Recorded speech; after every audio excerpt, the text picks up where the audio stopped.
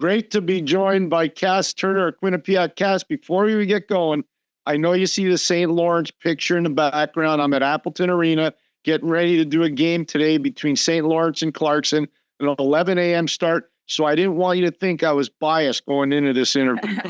It's all good. Thank you.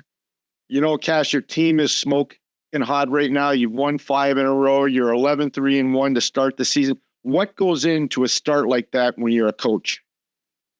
You know, honestly, we just have an amazing group of people. And, you know, our strength coach said it to us coming into this season. You have a group that wants to work, and it's showing game in and game out. Every practice, they compete incredibly hard, and they lift one another up. Like, it's just a really neat group that wants the best for each person that's in the locker room. And I think the results are showing.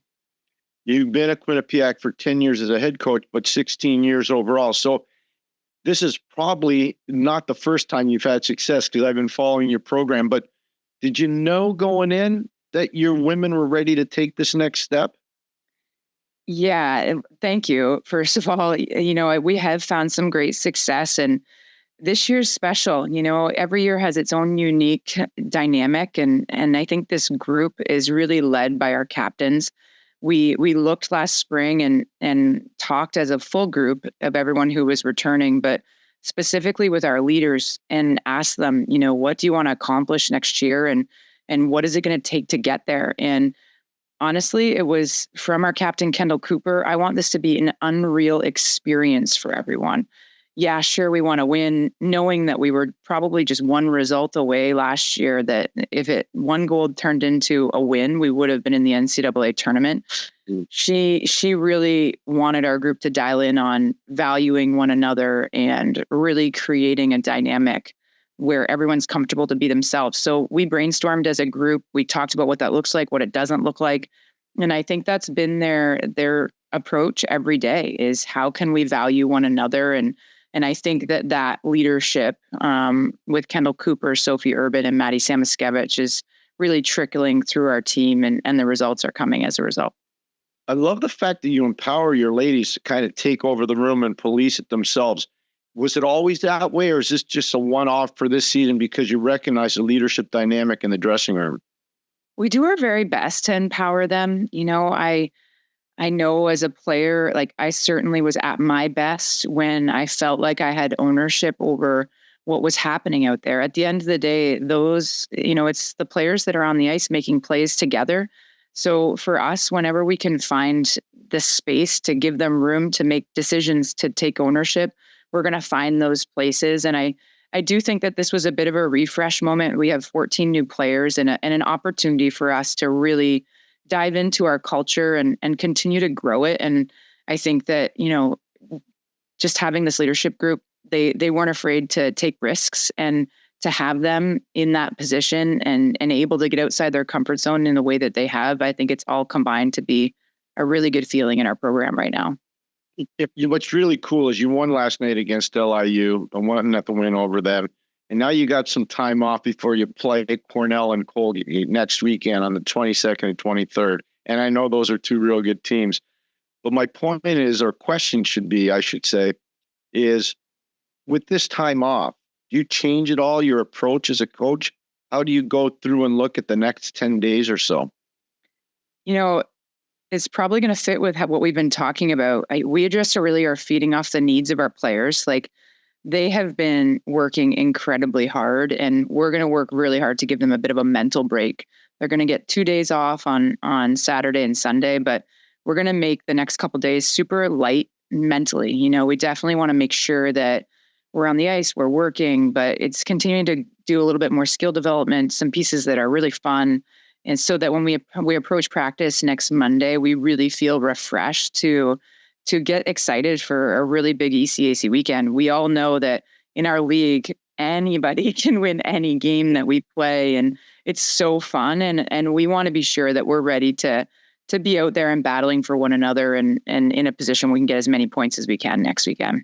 And we're getting close to the holiday season. I know when I coached, there were certain things we did getting ready for Thanksgiving and getting ready for the Christmas break, and obviously exams. Do you have to change a little bit of your approach with that time of the year coming? Yeah, for sure. We think about it every year. And, we have 8 first years this year. So it's definitely, this is the time of year where you do get a bit tired. And, I think for us, we're trying to stay on top of it and do the things that are going to help them to feel at their best while still hoping to win games as we go along. Do you allow your ladies to go home at Christmas? Do you allow them to go home a little bit at Thanksgiving? What's your policy on that? We're fortunate at Thanksgiving. We always play in the Nutmeg Championship, which is really fun. So we have that over the holidays, but we do some special things. Our president actually invites all the students who are still on campus over every Tuesday during the Thanksgiving week, which is awesome. They love spending time with her at her house. And then I have the team over to my house on Wednesday, and it's kind of a potluck. We get to experience the traditions of everyone's families. And so they get to make dishes that they enjoy. And my husband makes all the turkeys. So that's really good too for me. But for us over the holidays, we really work over Christmas to give them as much of a break as we can. They're workers. We trust them to do the work when they're at home. So, once exams are done, they're home for usually 10, 12 days, sometimes more, depending on what the schedule looks like. And then we come back and then we get ready to go for the second half. A good friend of mine, Rand Pecknold, I know you're in the same arena. You work nearby. Do you ever talk to him about strategy or ideologies? Yeah, Rand has been awesome with our program. I think, we feed off one another and one another's programs. We certainly share similar identities, which is always kind of fun. I think this is a program that likes to have the puck, and same with them. And we work incredibly hard to be detailed to get it back. And, Rand has been awesome. His experience in the game, his success is something that is, really valuable to our experience as coaches. You had a lot of experience as a player, especially at Brown University. You were tremendously successful there. What do you take from your playing career and try to implement into your coaching? I think it's funny because I did an interview recently and they were asking me a lot of things about my playing career. And it's good. It's good to reflect back on it because it's now like 20 years ago. And it made me really think about each individual in our program differently, having thought about it again. And interestingly enough, I think that was my role as a leader and as a player, was the connector between everyone on our team, regardless of roles. And so I think I take that approach as a coach. Like I really want everyone to feel valued. And I know that I can't always do that in giving them the role that they want in that day. But what I can do is work really hard to value how we help them to get to that role. And, and help the team to understand that they can work really hard to value one another. And so we do things that really bring that out in our program. And I do think as a result, it gets a group that knows that they're a big part of our success, regardless of what their role may be that day. So I'd say from my playing days, that's something I've definitely drawn and brought into my coaching career. Well, you were a 2-time captain at Brown. When did you know, or when did you learn how to be a leader, or did you learn how to be a leader? I'm still learning how to be a leader, Pierre. I think every day there's something new.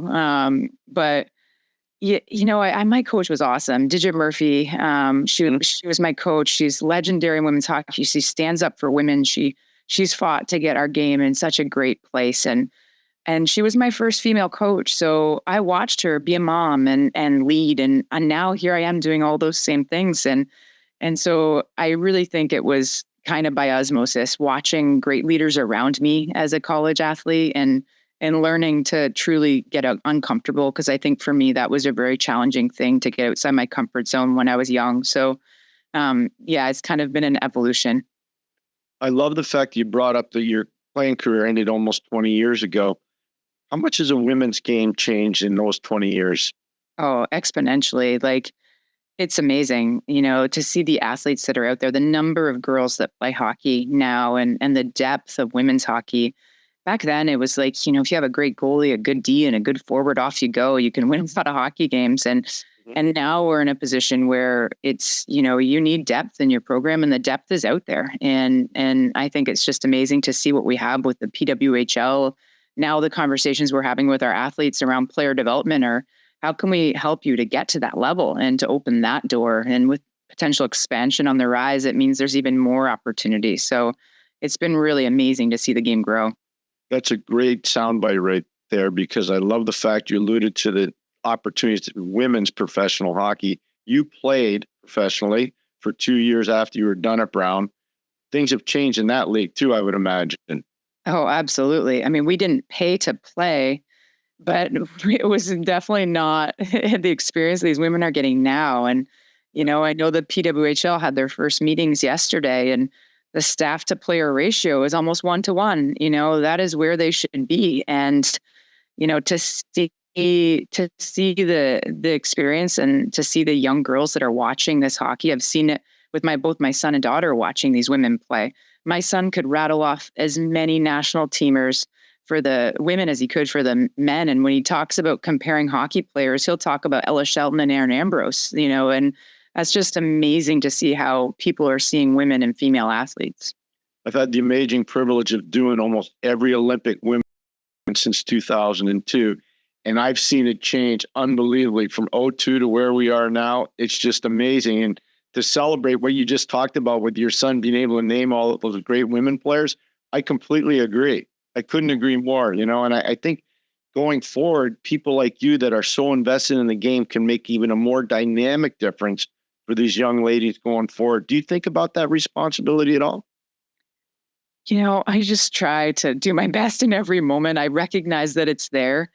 And it is an incredible privilege. I think I see it more when I see some of the women who've come through my program that are off impacting other women. I think that's when I see it more, and I understand I was a part of that, to see Danielle Marmer as the general manager of the Boston Fleet right now, and just how well she's doing, to see players like Emma Woods, who is somebody who had never played for Canada's national team. And she, at almost 30 years old, just got invited to her very first national team camp because she's been a student of the game and driving to get better. And I watch how she impacts the little girls around her. And that's pretty powerful. So I think I see it when I watch what the women I've been able to impact are able to do.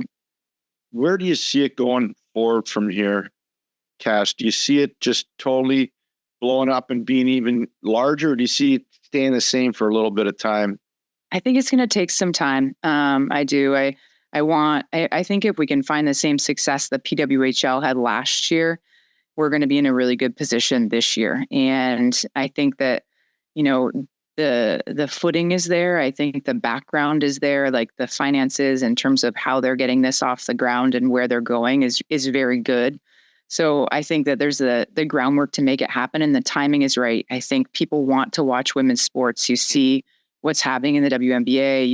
You see what's happening in women's college basketball, and even in college hockey. We've had more and more fans at every game we're at. So I think the timing is really good, and I'm hopeful for where we're headed. With your program in particular, you've had so many great young women go through the doors of the arena there, and then obviously graduate and move on. When you go out recruiting, are you thinking 4 years, 3 years? How do you approach your recruiting process with the young women? We really want people who want to be at Quinnipiac in the worst way. I think when we're able to present who we are, and, I think this is a program where development is at the forefront. We have absolutely one of the best strength and conditioning coaches out there. And he is a huge part of what we're able to do in our development. But my assistant, Brent Hill, and his skills, like he is on the ice and working incredibly, at a high rate and helping our players to develop. And Amanda Alessi, who has an unreal track record for developing goalies. Like I just have this amazing group that's around me. So I think, for us, when we're identifying players and looking to get women here, we want people who want that, who want to work hard, who want to be a part of something bigger than themselves. And when we find those people, we hope that they value this and are going to be here for the long haul and are going to develop. Can you explain to the viewers at home how difficult the ECAC women's hockey is week in and week out? Oh, it's difficult. It is difficult and it's fun, but it's a huge credit, I think, to the coaches in our league. Like, I think we've had some coaches that have been here for many, many years, and every year I feel like they just keep getting better. Our players are stronger, our depth is greater, but our coaches are getting better. And I think that's a big reason why it is so challenging, but it's fun. Like, to play in our league and have every game be as challenging as it is, it means you're going to get better, and it means it's going to be fun. There's no given moments, and that's what people want. They want the standard to be really high. They want the expectations to be really high, and they want to see what they can accomplish. And I think our league sets up for that type of experience. So here's what I know. When you're in the North Country, you ask somebody at St. Lawrence, who's your biggest rival? They say Clarkson. You ask somebody at Clarkson, who's your biggest rival? They're going to say St. Lawrence. So I'm going to ask Cass Turner, who's Quinnipiac's biggest rival? It's a really good question. The closest one down the road is Yale, and I'm aware. Yeah.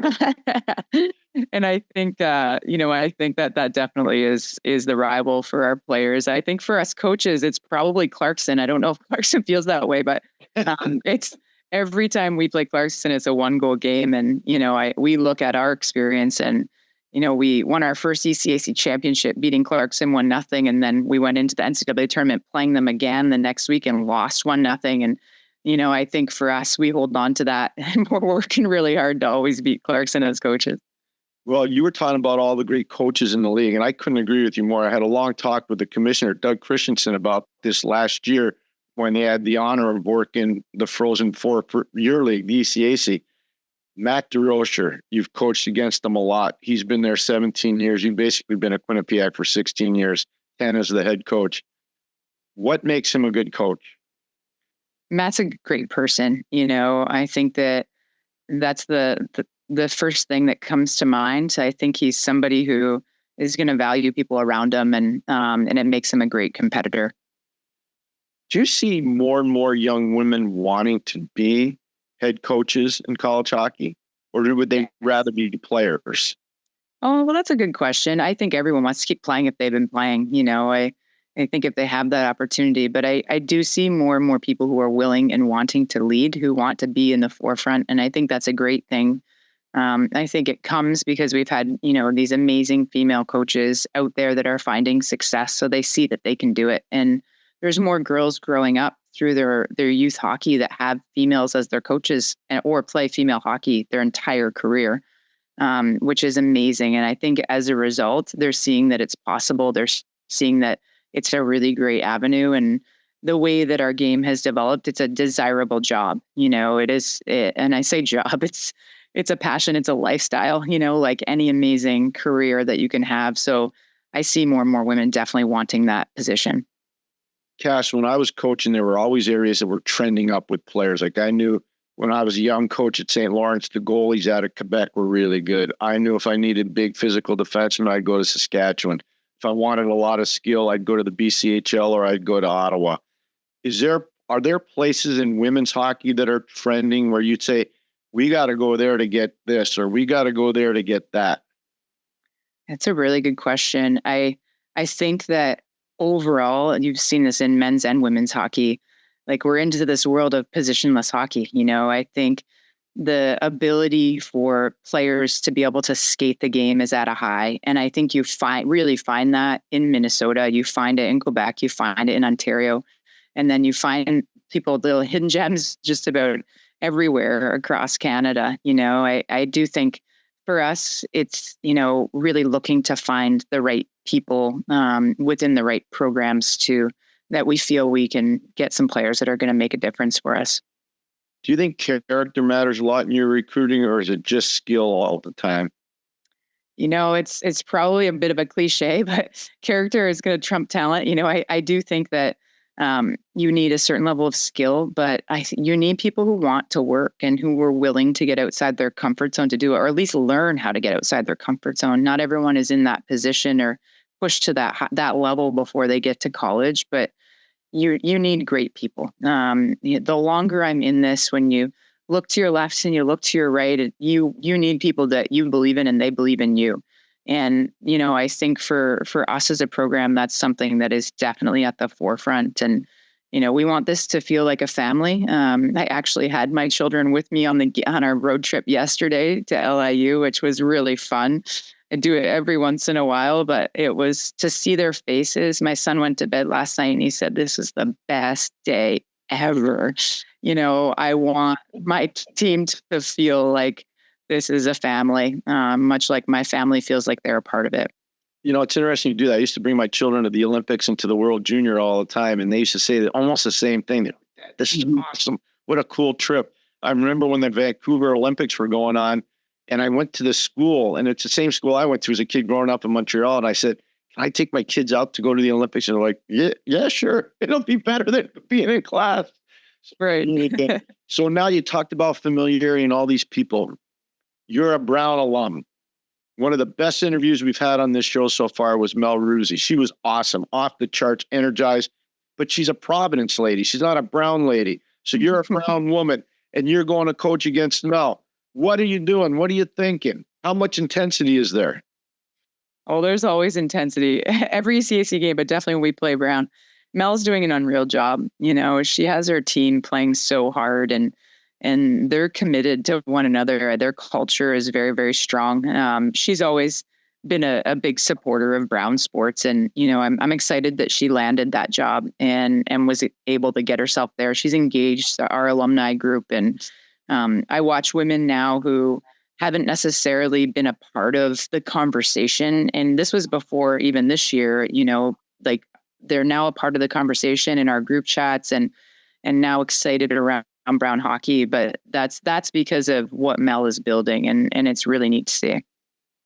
Long term, you're all in. I know that. I can tell you're a hockey lifer. Do you ever hear the call to go to pro hockey, or are you just so darn happy being a mentor and a motivator and a coach at the college level? Yeah, you know, pro hockey doesn't interest me. You just nailed it. I love hockey. I really do.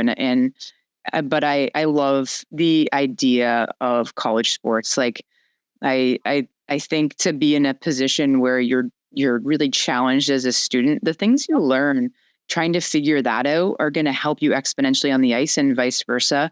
I love the opportunity to help women realize what they can accomplish in this world. And so to have that balance between academics and athletics, we meet with our student athletes about academics every week or every other week. They're divided up between our coaches because we want to know what they're working on. We want to connect them to people within our program. So I love that element of it. It's nice that we get the balance and you can still have the hockey side of things and really drive forward and try to improve how we're playing and how we're approaching it. But to me, it's about developing women to see what they can accomplish in this world. And I don't know that I'd get that in pro sports.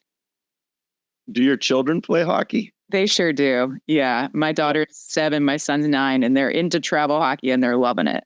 So how do you deal with that? A hockey mom that's got 2 children in travel hockey? Because I can just tell you from personal experience, if it weren't for my wife, because I was on the road all the time for 35 years, I never would have had my children playing hockey because I couldn't get them and they were playing all over. Yes. How do you do it? It takes a village. My husband is unreal. You know, he actually works with the Boston Fleet team and has a very good position where he has a lot of flexibility, which is awesome. My in-laws are unreal, but it takes a village. I threw out a group chat into my son's team early in the year, and I was like, I'm gonna need help. I don't know where everyone lives, but if anyone can help, can you help? And they jump up and they help, you know, and we help whenever we can too. It's what we all know the hockey community to be. It's a group that's really willing to do what we can to help one another, and we'll certainly do what we can when we can to reciprocate. Cass, this was so enlightening and so amazingly well done by you. Thank you so much for joining us. Really appreciate it. Well, we appreciate you doing this for us too. Thank you.